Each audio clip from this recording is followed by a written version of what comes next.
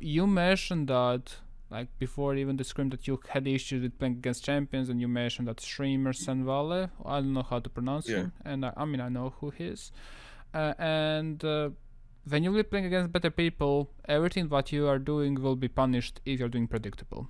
Yeah. Playing Yeah. aggressive is predictable, especially if your teammates also play aggressive. Because what you need to think about is, let me just open up border. So let's say that you're playing faces, so you don't know any of them. But let's say that you're playing over here. Your teammate plays in this position. The attacker over there sees that this person is super aggressive.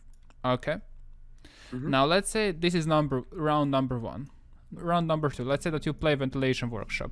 Now this time you play here. What do you think? Will defender expect aggressiveness? Yep.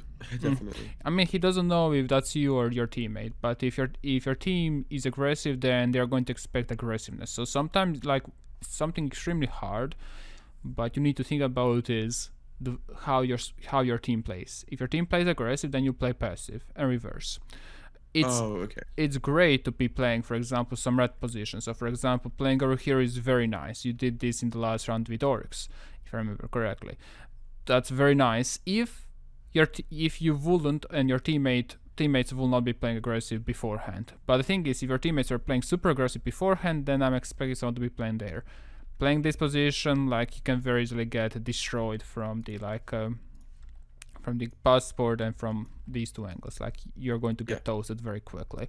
So this is something that you need to keep in mind. Playing aggressive, especially when you're winning, should not be a thing. All right. Okay.